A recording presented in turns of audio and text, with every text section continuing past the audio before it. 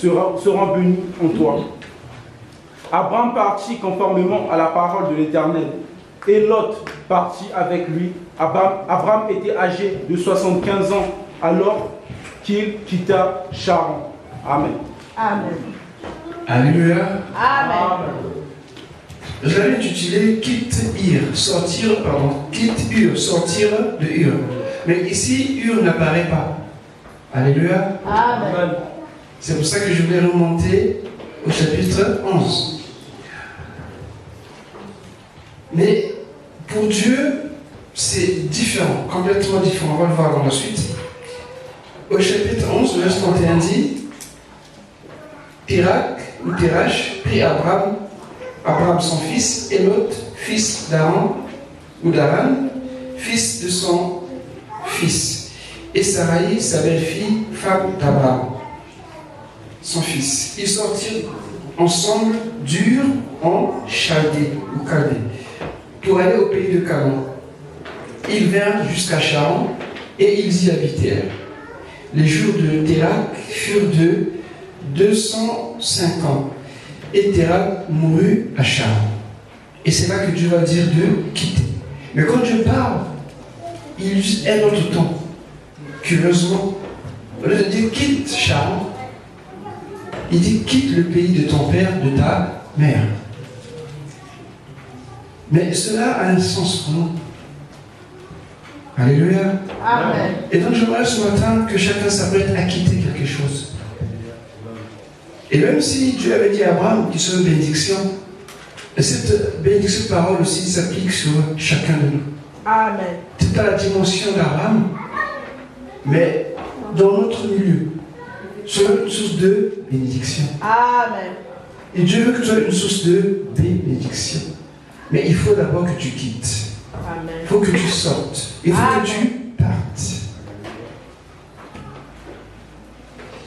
Donc lorsqu'on va quitter dans la Bible, il y a des définitions. On se libère d'une dette, soit on se sépare de, ou on part de. Voilà comment la Bible nous définit le mot quitte, ou le verbe quitter. Et ici, Dieu demande à Abraham de partir, de quitter. Ur, la signification c'est forteresse. Une forteresse. C'est quoi une forteresse? C'est un lieu fortifié qui est organisé pour la défense d'une ville ou d'une région. On parle des villes fortifiées. Quand vous êtes parti à Paris, on parle de porte de ceci, porte de cela. Parce que ça permet de contrôler les sorties et les entrées.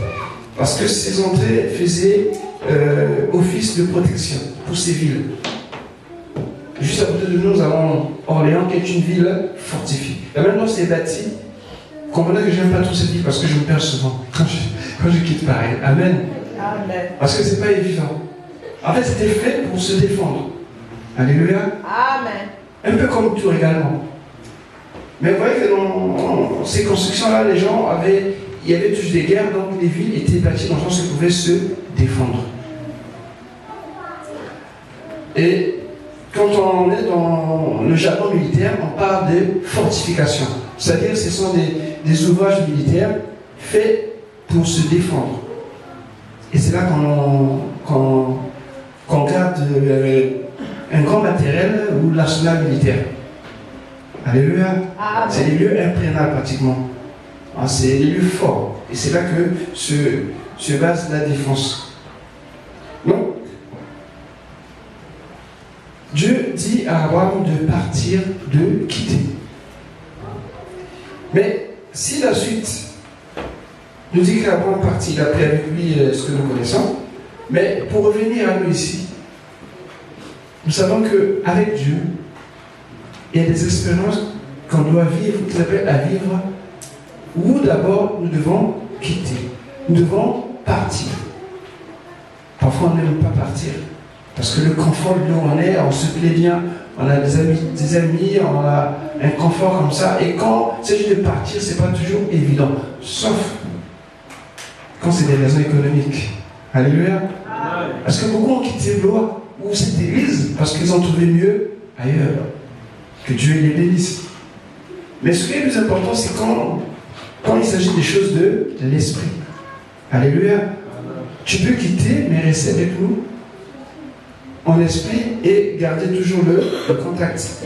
Mais ici, avec la parole de Dieu, nous comprenons que certaines vérités, ou expériences, ou bénédictions, nous sont données que, au partir du moment où nous décidons de quitter, de nous séparer.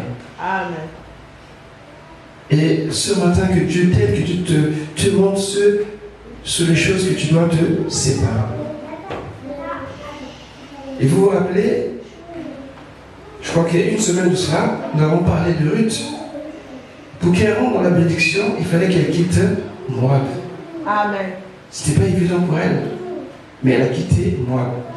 Et elle est partie comme ça. Mais ce qui l'attendait en Judée, elle ne savait pas.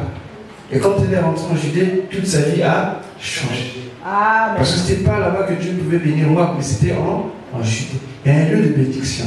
Alléluia. Amen. Et nous avons aussi dans Marc 10, et là c'est le jeune homme riche, Marc 10, 22 à 23. Ce jeune homme qui voulait suivre Jésus, il dit, je suis bien d'accord que tu me suives, je t'apprécie bien, mais voilà les conditions.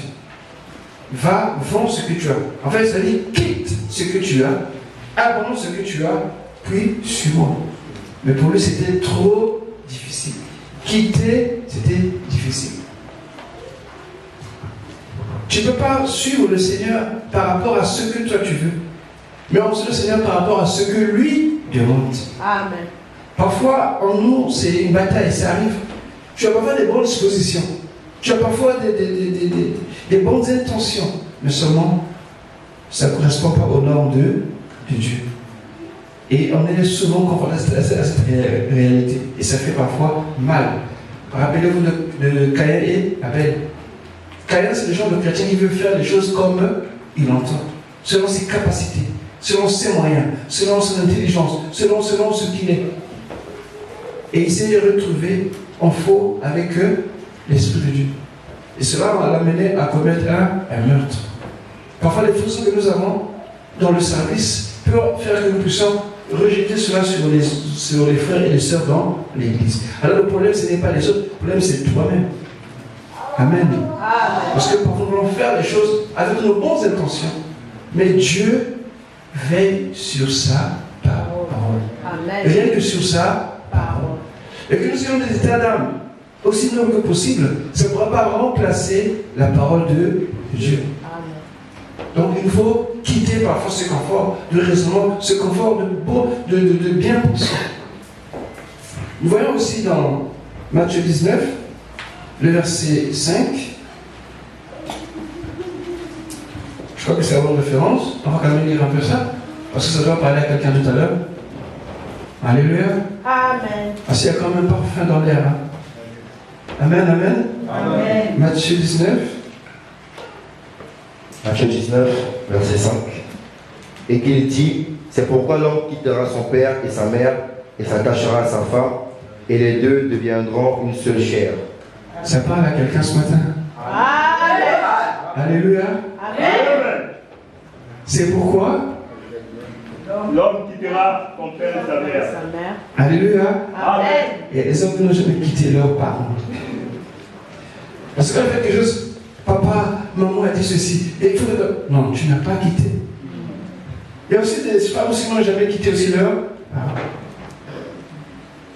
Parce que parfois, tout ce qu'ils veulent faire, il faut que les parents donnent leur accord. Mais une indépendance qui est là. Il ne s'agit pas d'abandonner, mais il s'agit de partir. Vous voulez expérimenter la vie ensemble. Il faut une nouvelle expérience, un nouveau cadre. Amen. Où tout est nouveau. Vous deux vous apprenez ensemble. Vous trébuchez ensemble. Vous allez pleurer, vous allez rire ensemble. Cela va vous rapprocher. Si toi, chaque fois ça va, tu cours chez papa ou maman, ça marchera. Alléluia. Amen. Quelqu'un a entendu ce matin? Amen. C'est pourquoi l'homme quittera. Pas que l'homme aussi, la femme aussi doit quitter. Amen. Donc, vous voyez que c'est une chose pour vivre dans le Seigneur, il nous faut quitter. Il nous faut partir. Et j'avoue que ce n'est pas toujours agréable. Mais c'est comme ça que Dieu voit les choses. Et toujours dans l'exemple de quitter, nous avons Jean 4, le verset 3. Jean 4, le verset 3. Jésus aussi a quitté quelque chose, quelque part, pour accomplir la volonté de Dieu. Qu'est-ce qu'il dit Jean 4, verset 3? Jean 4, 3, j'ai la parole du Seigneur. Alors il quitta la Judée et retourna en Galilée. Amen. Amen. Jésus va quitter la Judée et se trouve en Galilée. Et là, qu'est-ce qui va se passer? Il va rencontrer cette sœur-là. Vous la connaissez? La sœur de Samarie. Oh, voici vraiment. Vous l'avez oublié? Non. Alléluia. Amen. Et Jésus quitte la Judée. Judée, c'est littéralement la terre des Juifs. Mais cette terre est compliquée. Les problèmes, la religion, les contestations, les murmures, l'incrédulité. C'est la Judée. La rébellion, la révolte, la désobéissance, c'est Judée. Alléluia. Amen. Jésus a quitté cette partie-là pour aller rencontrer la femme samaritaine. En fait, quitter dans le sens de Dieu, nous avons toujours à vivre une nouvelle expérience. Alléluia. Si Jésus était resté sur mon Judée, il n'aurait pas connu cette femme. Il y a des choses que parfois Dieu veut faire avec toi, mais il te faut que tu te déplaces. Il faut que tu quittes. Il faut que tu ôtes quelque chose en toi. Ici, je ne parle pas de sortir de mort, mais je parle de la mentalité. Alléluia. Je parle de la manière de penser. Et cela va avec l'obéissance. C'est bien de dire je quitte, mais cependant tu n'as jamais quitté, tu fais les mêmes choses. Tu agis toujours pareil, mais tu n'as réellement pas quitté. Donc vous voyez que quitter, bien sûr que quand Dieu dit de quitter, il sait pourquoi il dit de quitter. Il ne le dit pas parce qu'il veut le dire, mais parce qu'il a toujours quelque chose prévu. Quand il dit aux disciples, avant, quittant cette partie pour aller là-bas, il sait qu'il peut y avoir des tempêtes ou des vagues. Amen. Amen. Parce que ce n'est pas toujours évident de quitter. C'est pour ça que je lisais dans Genèse 11, quand il y a eu ce déplacement, quand Terach prit Abraham, son fils et toute la famille, il partait à Canaan. Le but c'était d'aller à Canaan. Mais il va s'arrêter à Charan. Amen. Amen. Charan était une grande ville. En ce temps-là, peut-être qu'il ne sait plus là-bas, on ne sait pas. Mais il est resté jusqu'à sa mort. Donc le trajet était à mi-chemin. Ils n'étaient pas arrivés. Ils voulaient aller à Canaan, mais ils s'arrêtent à Charan. Ça peut arriver aussi. Quand on est prévu aller à Montpellier, et une fois, quelque part on se trouve là, on se dit, bon, ici il y a du travail, ici il fait beau, il y a des maisons, ici, on peut s'arrêter. Mais Dieu n'a pas dit que tu arrêtes là, Dieu veut que tu continues. Et c'est là justement que Dieu dit à Abraham, si nous lisons bien, le verset 1 il dit, l'Éternel dit à Abraham, va-t'en de ton pays, de ta patrie et de la maison de ton père. La maison de ton père c'est à Ur. Alléluia. C'est pas à Charan. Donc pour Dieu, Abraham est encore à Ur. Ur c'est la forteresse. En fait c'est la manière de penser que nous avons hérité de nos pères. Que nous avons hérité de notre culture, notre tradition, notre éducation qui sont encore vivaces dans nos cœurs et dans nos pensées, qui parfois influencent notre vie spirituelle. Alors on se dit, mais pourquoi toujours ceci? Mais comment ça va? Pourquoi ça n'avance pas? Mais il y a ceci. Bien, parce que tu es encore à Ur. Parce que réellement, il n'y a pas eu la régénérescence spirituelle en toi. Tu n'as pas quitté. Il y en a même qui osent dire, si tu savais, c'est seulement Dieu, quand j'étais. Ah oui, c'est quand tu étais, mais tu es toujours ce que tu étais. Parce que si tu as réellement changé, je n'aurais jamais ne plus être dans ta bouche. Alléluia. En Christ, sommes de nouvelles créations. Mais toi, tu as toujours quand j'étais. Quand j'étais. Ben, réellement, c'est quand tu étais parce que tu es toujours dans le passé. Ta forteresse est toujours intacte. La forteresse, je dis que c'est un système de défense. Il est pour naturel de nous défendre.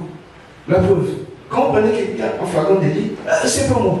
Mais pourtant, tu as bien vu qu'il avait la main dans le sac. Parce que c'est en nous de nous défendre. C'est pas moi, c'est Ève. Ève, c'est pas moi, c'est le serpent. Alors, toute cette tendance, cette réaction, une sorte d'autoprotection, d'autodéfense. Mais ce sont des forteresses que nous avons érigées tout au long de notre enfance. Notre éducation nous favorise ces choses-là, même aussi l'école, pourquoi pas. En fait, il se fait un système de pensée, de raisonnement, qui nous protège de l'extérieur. Et malheureusement, ça nous éloigne de Dieu. Parce que Dieu veut refaire l'être intérieur qui est en nous. Étant donné qu'il a eu d'habitude dans ce monde, et ça semble être difficile. Et quand Dieu dit à Abraham, sors de ton pays, quitte ce pays, Dieu part de là. C'est vrai qu'il y a un déplacement dans l'espace, mais il y a aussi la mentalité. Parce que Dieu faisait d'Abraham le premier adorateur qui puisse exister. Amen. Après le déluge.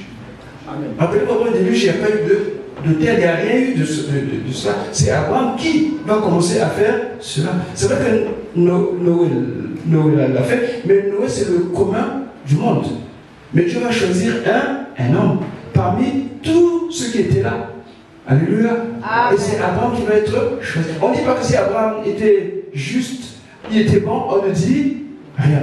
Il y a seulement que Dieu dit à Abraham, c'est l'élection bien-aimée. C'est pas par tes forces, c'est pas par ton intelligence, mais c'est par la grâce. Amen. C'est pas tombé sur n'importe qui. Et c'est tombé sur Abraham. Et ce que j'aime chez l'auteur, ou l'écrivain, il met une petite parenthèse. Comprenez ce qu'il dit. Il dit ceci. Je crois que je prends le verset 5, où on parle de la stérilité de Sarah, s'il vous plaît. Je crois que c'est dans l'un des versets. Abraham prit Sarai, verset 5, Ah oui. sa femme, et Lot, fils de son frère, avec tous les biens qu'il possédait et les serviteurs qu'il avait acquis à Charan. Ils partirent pour aller. Le verset 30 de Genèse 11, je pense, c'est là. Genèse 11, verset 30. Genèse 11, Le verset 30. le verset 30, je lis la parole de Dieu. Sarai était stérile, elle n'avait point d'enfant. Amen. On Amen. pouvait s'en passer. Cette phrase, ou cette information pouvait s'en passer. Mais l'écrivain, divinement inspiré, a su mettre cela. Pourquoi? Parce que, comprenez que dans la suite, il y a un événement qui va arriver. Ça veut dire que Dieu fait toutes choses par rapport à son choix, à sa grâce. Amen. Cette infirmité est mise là exprès pour montrer qu'il y aura une descendance, mais qui n'aurait pas la volonté d'un homme, mais de Dieu. Parce que Sarah a conçu pas par Abraham, mais par la volonté de Dieu. Amen. Et entre nous, c'est un peu l'orgueil du peuple juif. Ils disent qu'ils descendent directement de Dieu. Amen. Amen. Un peu comme nous, hein? On est enfant de Dieu. On est enfant de Dieu. Amen. Amen. Est-ce que Dieu de gloire? Amen. Amen. L'obéissance. Amen. Alléluia. Mais Amen. quand tu es dans la désobéissance, tu as vu ce qui s'est passé? Dieu envoie les Nebuchadnezzar, Dieu envoie les Assyriens, Dieu envoie les Grecs, Dieu envoie parce qu'ils étaient dans la désobéissance. Dieu nous corrige aussi. Amen. Amen. Donc, vous voyez que quitter Ur, c'est important pour nous. Quitter Ur, c'est important. Pourquoi? Parce que parfois nous stagnons dans notre marche avec le Seigneur. Parce qu'il y a des forteresses. Et ces forteresses doivent être détruites. Il faut qu'on les renverse. Parfois faire des choses qu'on n'a jamais fait auparavant. Et c'est que j'ai compris que oui, j'avance. Amen. Mais tant que tu restes reconforté dans ton état, dans ton raisonnement bien aimé, quitte Ur. Sors de Ur. Les chrétiens ont parfois des principes. Mais j'aime pas trop les principes. J'aime être flexible. Parce que tu peux être pris au dépourvu sans savoir ce qui va arriver. Élie avait des principes. Pour lui, Dieu, c'est le feu. Dieu, c'est la puissance. Alléluia. Et quand je lui parle dans ce doux murmure, il est perdu. Il se voit le visage. Je dis, mais je comprends. Parce que tu as habitué à voir le feu. Il a pour lui des principes. Dieu, c'est la force. Ça passe ou ça grâce. Alléluia. Amen. Mais Dieu, quand j'ai des principes qui honorent Dieu, gloire à Dieu, mais Dieu n'est pas dans nos principes. Dieu est dans sa parole. Amen. Et Dieu n'est pas dans une formule. Mais Dieu est en tout, partout. Amen. Il nous faut reconnaître aussi nos forteresses. Il nous faut sortir notre système de pensée, l'éducation, la religion de nos parents, les traditions aussi, et la culture, toutes choses à considérer forteresses. Parce que ça nous met comme une fausse sécurité. Et lorsque la vérité vient parfois, il y a une résistance. Mais c'est parce que tu es dans une forteresse. Il faut que tu acceptes le Seigneur pour qu'elle soit brisée. Et même quand le Seigneur, parfois, cette forteresse demeure longtemps. Nous voyons cela avec les Corinthiens. Si vous faites dans 2 Corinthiens 5, je crois, dans 2 Corinthiens 10, Amen. Amen. 2 Corinthiens, verset 5, Paul prend l'image de la forteresse parce que les Corinthiens vivaient dans une ville fortifiée. Ils avaient des forteresses romaines autour. Donc il faut bien comprendre ce que Paul est en train de leur dire. 2 Corinthiens 10, le verset 5. 2 Corinthiens 10, le verset 5. Nous renversons les raisonnements et toute hauteur qui s'élève contre la connaissance de Dieu et nous amenons toute pensée captive à l'obéissance de Christ. Amen. Amen. Ce sont des forteresses qui sont parfois en nous. Ces forteresses, tellement que nous en prenons soin, que parfois même on met des versets bibliques pour bien les réconforter. Et c'est là que nous avons vraiment du mal à décoller spirituellement. Ce sont les bastions qu'il faut abattre. Il faut que la parole de Dieu puisse entrer. Et que même ça puisse te déstabiliser, n'aie crainte. Et prends courage. Amen. Parce que les forteresses, c'est pas quelqu'un qui vient là, mais toi-même tu reconnais les forteresses. Amen. Tu connais les points auxquels tu as du mal, où tu n'arrives pas à faire quelque chose parce que tu dis que mais ça me suffit, ça me va, je peux faire ça. Il n'y a pas de préférence. Préférer ceci qu'à ceci, non. Tu prends tout ce que Dieu te donne. Amen. Et au niveau de notre mentalité, bien aimé, comme Abraham, il nous faut quitter, il nous faut sortir. Amen. Et lorsque je regardais ce verset, en méditant, je demandais au Seigneur, mais est-ce que dans le parcours du chrétien, c'est vrai qu'il y a des forteresses, mais Israël, est-ce qu'il a vécu ça? Et il m'a dit, c'est vrai que Israël n'a pas vécu ça, c'est ce que tu crois, mais Israël a bien vécu ça. En fait, le même schéma que nous avons en Christ, Israël a vécu dans la chair. C'est pas ce que vous voyez. C'est-à-dire, ce que nous vivons en Christ spirituellement, Israël a vécu littéralement. Amen. Pour eux, ce n'était pas des choses qu'il fallait vivre dans l'esprit, mais qu'il fallait vivre terre à terre. Amen. Amen. Remarquez ceci.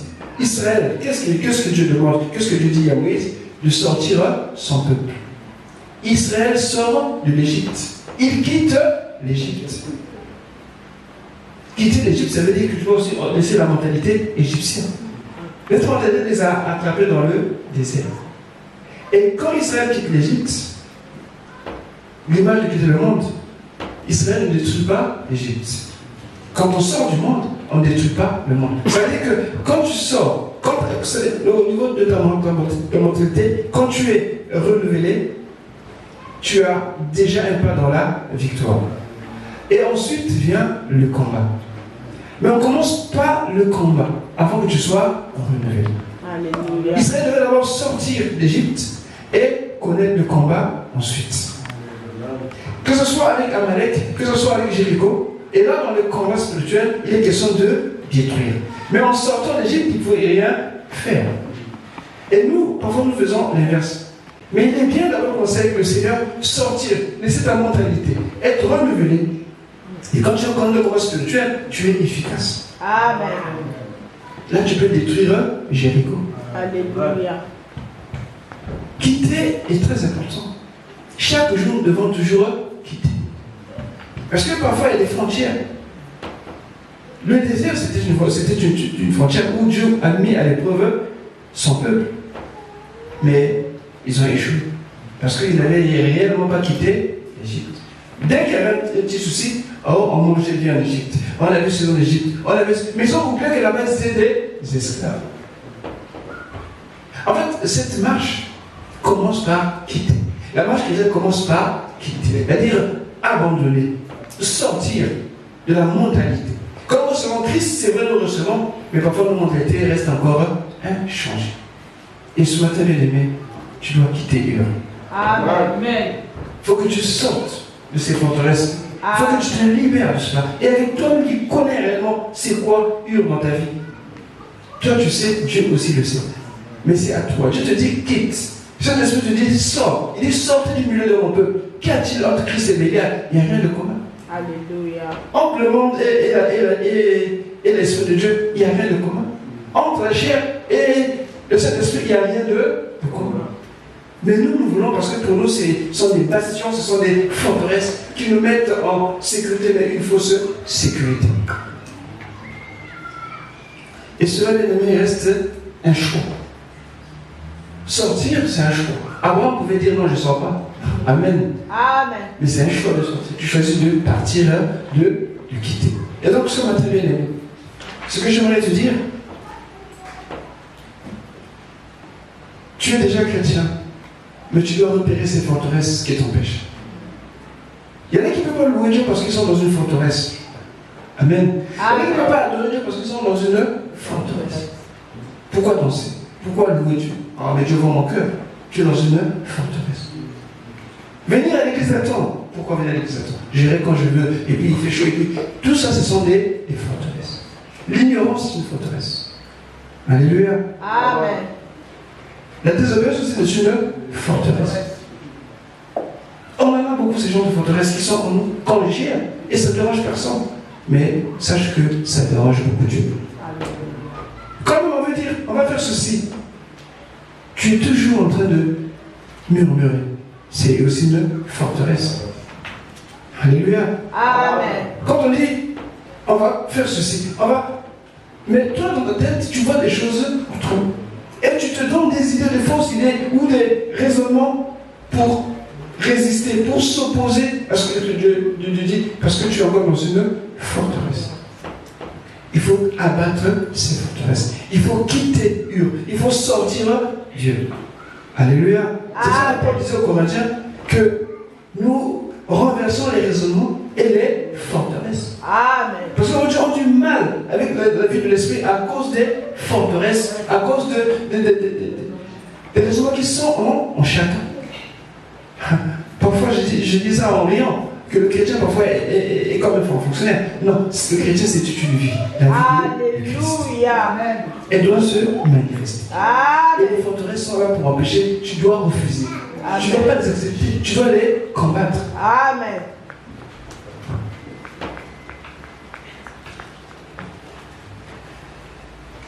Hébreux 11 nous parle de la foi. Que c'est par la foi que ça se fait. La foi, c'est avoir confiance dans la parole de Dieu. Se dépendre de la parole de Dieu. Croire ce que Dieu dit. Accepte. Si Dieu dit que tu peux faire 2, tu peux faire 2. Alléluia. Amen. Si Dieu te dit que tu peux faire 4, tu peux faire 4. Amen. Dieu ne se trompe pas.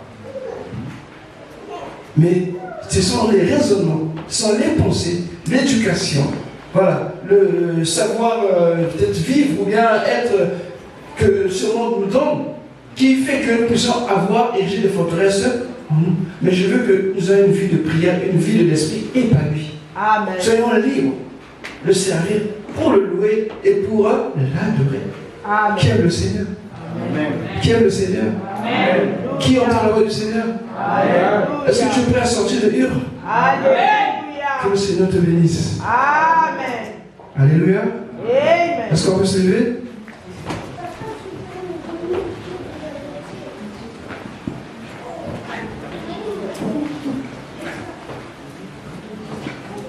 Bien-aimé, je t'invite parfois à oser. La marche de la foi, c'est une marche d'action. Tu peux avoir des bonnes pensées, des bonnes intentions, mais tant que ça ne se concrétise pas, ça ne sert à rien. Dieu peut t'utiliser. Dieu veut t'utiliser, mais parfois tu te retranches. Tu te caches. Tu te mets à un endroit où la parole de Dieu passe. Et toi tu vois, mais je pouvais faire ça, j'avais pensé ça, mais tu es toujours là. Non, tu dois sortir de là. Je dois quitter là. Je dois aller à la rencontre là où elle a vu, là où il y a Jésus. Alléluia. Amen, amen.